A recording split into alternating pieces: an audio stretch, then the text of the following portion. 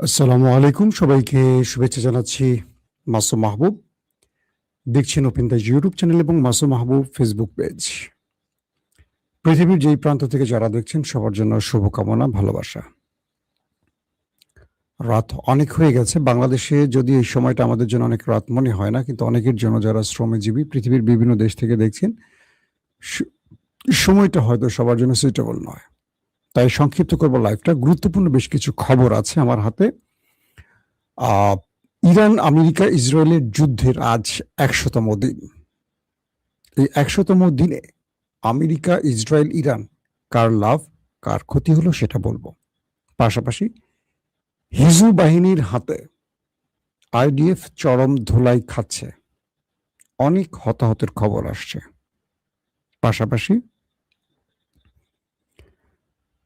ইরানের পক্ষ থেকে একটি স্টেটমেন্ট এসছে, আমেরিকা যদি ইরানের কথা না শোনে পুরো পৃথিবীতে এই যুদ্ধ ছড়িয়ে পড়তে পারে। পাশাপাশি পাকিস্তানের গিলগিট বালুচিস্তানে নির্বাচন হচ্ছে, সেখানকার কিছু আপডেট আপনাদের দিতে চাই।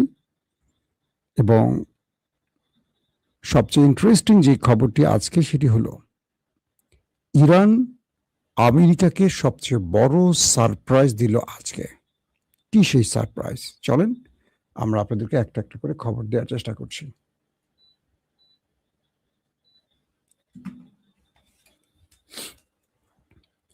প্রিয় দর্শক, প্রথম যে খবরটি দিয়ে শুরু করতে চাই, পাকিস্তানের গিলগিট বালুচিস্তান একটি প্রদেশ, খুব রিমোট এরিয়া।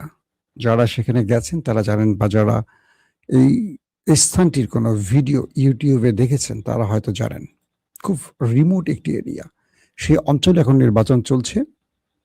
পাকিস্তান সেনাবাহিনী বা মিলিটারি এস্টাবলিশমেন্ট এবং সরকার সম্মিলিতভাবে এই অঞ্চলে পিটিআইকে হারাবার জন্য যত রকম নীল নকশা আছে সবগুলো প্রয়োগ করেছে। সকালে ভোটাররা সেই অঞ্চলে গিয়ে দেখছেন তাদের ভোট যে কেন্দ্রে থাকার কথা ছিল, কেন্দ্র পরিবর্তন হয়ে গেছে পাহাড়ের উপরে। এটা খুব পাহাড়ি একটা, বললাম না, দুর্গম অঞ্চল। আবার দেখা গেছে যে ব্যক্তিদের ভোট, অনেকের ভোট হয়ে গেছে।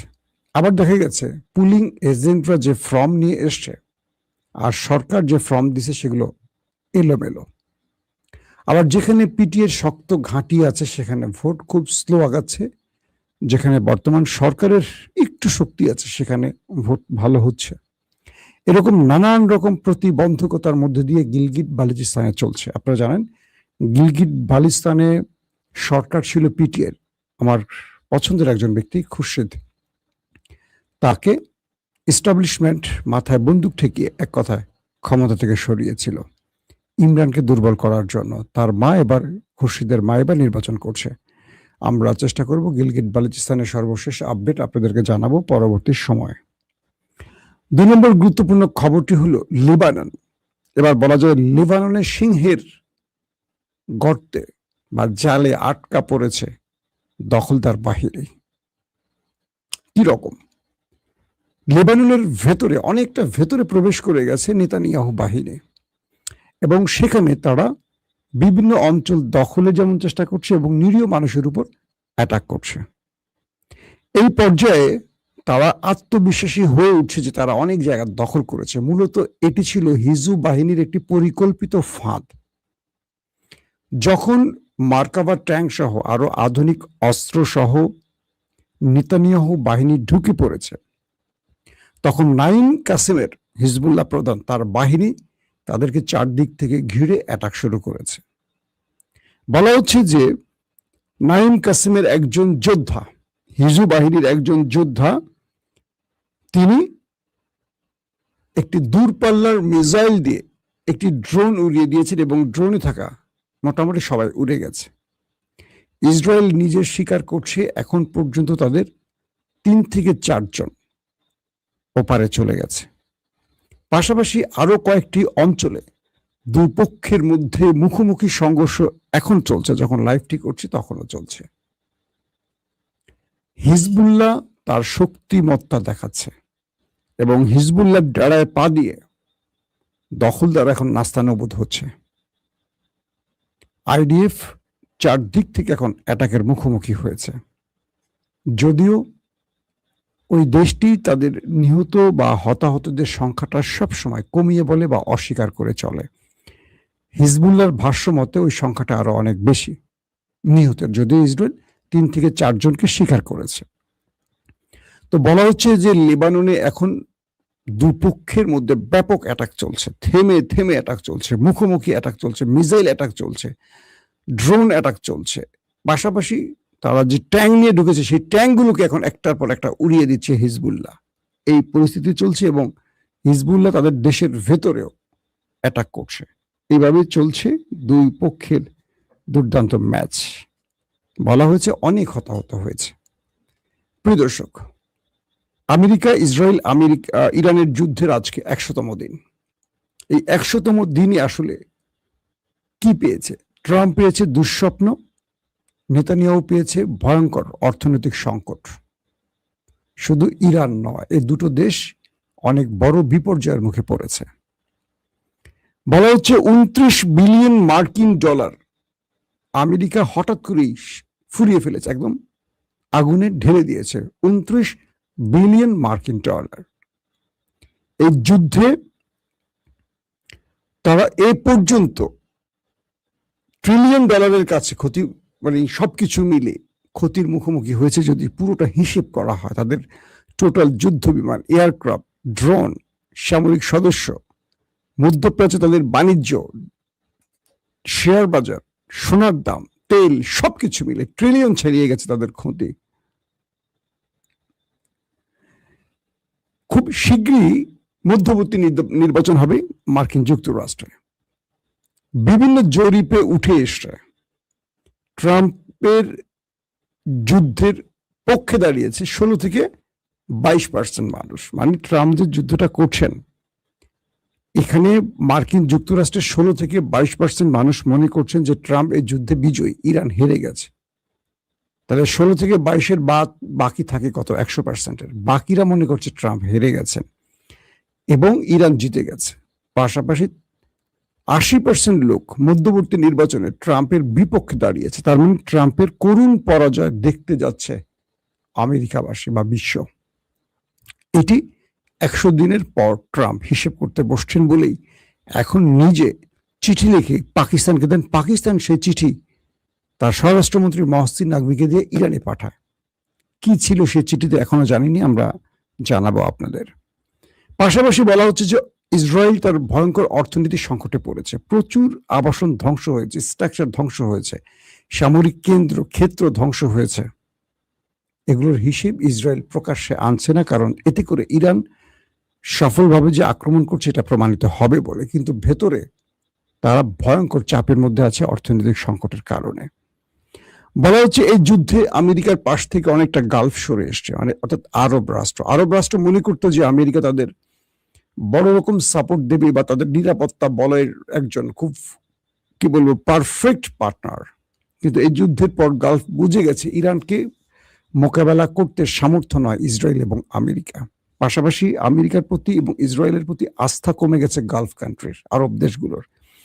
এবং যে জন্য ট্রাম্প আরবকে বিশ্বাসে আনার জন্য ইরানের যে টাকাগুলো জব্দ হয়েছে, অর্থ সম্পদ প্রায় 24 বিলিয়ন মার্কিন ডলার, এই টাকাগুলো ট্রাম্প তার এই মিত্রদের, আরবের মিত্রদের ক্ষতিপূরণ হিসেবে দেয়ার ঘোষণা দিয়েছে।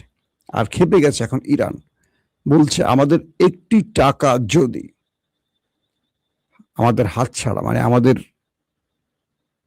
কি বলবো যে আমাদের এই টাকা যদি অন্য কেউ পায়, আমাদের অধিকার যেটা আমাদের ইরানের জনগণের অধিকার, ইরানের সম্পদ মানে কি ইরানের জনগণের, শুধু মিডল ইস্ট নয়, এটা ভূমধ্য সাগর থেকে শুরু করে পৃথিবীর প্রতিটি অঞ্চলে যুদ্ধ ছড়িয়ে পড়বে, যেটা আমেরিকা কন্ট্রোল করতে পারবে না।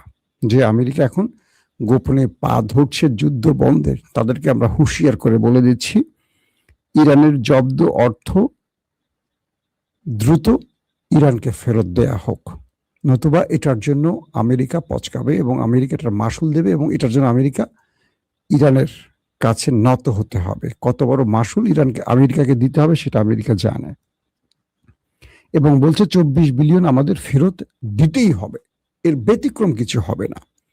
মূলত আমেরিকা বুঝে গেছে যে তারা এই যুদ্ধে গালফের আস্থার বাইরে চলে গেছে এবং আমেরিকা নিজের 20 থেকে 28টি ঘাঁটি, যেগুলো মার্কিন যুক্তরাষ্ট্রের ঘাঁটি রয়েছে আরবে, সেগুলি ধ্বংস করে ফেলেছে।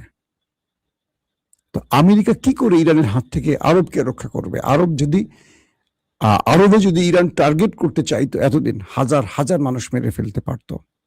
ইরান আরবকে টার্গেট করেনি, করছে আরবে থাকা মার্কিন ঘাঁটিগুলোকে, স্বার্থ সংশ্লিষ্ট কার্যালয়গুলোকে, সেনা ঘাঁটিগুলোকে, নৌ ঘাঁটিগুলোকে, এয়ার ঘাঁটিগুলোকে, বিমান ঘাঁটি আর কি। তো এই পরিস্থিতিতে আমেরিকা অনেক বড় মাসুল দিচ্ছে, এটা বোঝা গেছে। আমেরিকা তার সর্বোচ্চ প্রযুক্তি ব্যবহার করে ইরানের কাছে পরাজিত হয়েছে এবং ইরান আমেরিকার প্রযুক্তি সম্পর্কে মোটামুটি ওয়াকিবহাল হয়ে গেছে এবং আমেরিকা এবং ইসরায়েল তার সর্বোচ্চ প্রযুক্তি ব্যবহার করে ইরানের কিছু করতে পারেনি। ইরান এমন এক দুনিয়া তৈরি করেছে মাটির নিচে, যেটি আমেরিকার জানার বাইরে ছিল, যেটা এই যুদ্ধে আমেরিকা বুঝতে পেরেছে যে ইরানের সাথে লড়াই করে পারা যাবে না। পাশাপাশি ইরান তার সবচেয়ে বড় নিউক্লিয়ার অস্ত্র ব্যবহার করেছে হরমুজ, যেটা এখন পর্যন্ত মার্কিন যুক্তরাষ্ট্র নেভাল ব্লকেট তৈরি করেও কিচ্ছু করতে পারেনি। এখনো হরমুজ প্রণালীর বাদশা হয়ে আছে ইরান। তো এখানেও মোটামুটি আমরা জানি যে আমেরিকার পরাজয় হয়েছে ইরানের কাছে। এই 100 দিনে আমেরিকা যা হারিয়েছে তার বিপরীতে পুরোটাই ইরান অর্জন করেছে। ইরানের হয়তো কয়েক হাজার মানুষ মারা গেছে, তাদের সর্বোচ্চ নেতা আলী খামেনি মারা গেছে, গুরুত্বপূর্ণ সেনা অফিসাররা মারা গেছে, কিন্তু ইরান পৃথিবীর কাছে নিজের অবস্থানকে জানান দিতে পেরেছে। পুরো পৃথিবী ইরানের কাছে এসে পা ধরছে, হুমড়ি খেয়ে পড়ছে, ইরানের কাছে এসে বলছে, বস ক্ষমা করো, আসো তোমার সাথে আমি ডিল করতে চাই, তার খবর দেবো একটু পরে। শুধু মুখে বলছি না, সেই খবরও দেবো আপনাদের। তো আমেরিকার তার যে পশ্চিমা দুনিয়া বা আমেরিকার যে মোরলগিরি, সেটা কমে গেছে। মাঝখান থেকে ইরান আঞ্চলিক পরাশক্তিতে রূপ নিয়েছে। এখানে ইরানের অবস্থাটা স্ট্রং হয়েছে, উপরে উঠছে, আর আমেরিকা নিচের দিকে নেমেছে। এটাও ইরানের অনেক বড় প্রাপ্তি এবং পৃথিবী বুঝতে পারছে যে ইরানের মতো দেশ, যাদেরকে টোকা দিলে ইরান নড়বে না বা ইরান হারবে না। যেমন আজকে ডোনাল্ড ট্রাম্প বলেছেন একটি ইন্টারভিউতে, ইরানিরা হলেন সাহসী জাতি। তিনি প্রশংসা করে বলছে যে ইরানি হলো একটি শক্তিশালী জাতি, যদিও তাদের অনেক ক্ষতি আমরা করেছি, কিন্তু এরা হার না মানা একটা জাতি। ট্রাম্প বলছে ইরানিদের সম্পর্কে এবং বলছেন যে আমরা ইরানের সাথে ভালো আলোচনা করছি, আগামী দিনে ভালো কিছু হবে। তার মানে ট্রাম্পের এই সুর নরম অর্থ কি, বা ট্রাম্প ইরানি জাতিকে শক্তিশালী জাতি বলছে কেন?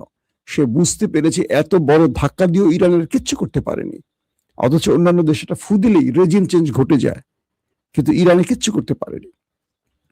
আসেন ইন্টারেস্টিং খবরে। পৃথিবীর বিভিন্ন কয়েকটি গুরুত্বপূর্ণ আমেরিকার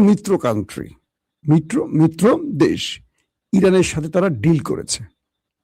$2 বিলিয়ন মার্কিন ডলার, $2 বিলিয়ন মার্কিন ডলারের একটি চুক্তি ইরানের সাথে করেছে। কখন? যখন ইরানের উপর আন্তর্জাতিক নিষেধাজ্ঞা দিয়ে রেখেছে মার্কিন প্রেসিডেন্ট ডোনাল্ড ট্রাম্প বা আমেরিকা। সেই সময়টিতে ইরানের সাথে বেশ কিছু দেশ ডিল করেছে। কল্পনা করেন, আমেরিকা যখন বুঝতে পারছে বা আমেরিকা যখন ইরানের কাছে পরাজিত হয়েছে, তখন এই নিষেধাজ্ঞা উপেক্ষা করে পৃথিবীর বেশ কিছু দেশ ইরানের সাথে ডিল করছে, বাণিজ্যিক ডিল। এই সারপ্রাইজটা ইরান আমেরিকাকে দিয়েছে নিষিদ্ধের মধ্যেই। তার মানে অনেক রাষ্ট্র আমেরিকার বলয় থেকে বেরিয়ে ইরানের সাথে কাজ করতে চায়। $2 বিলিয়ন মার্কিন ডলার। ইরান বলছে এটা আরো সামনে এগিয়ে যাবে। এখন ইরান কিভাবে এটা করছে? ইরান নগদ টাকায় অর্থে করছে, ইরানের অর্থে, আর করছে ক্রিপ্টোকারেন্সিতে।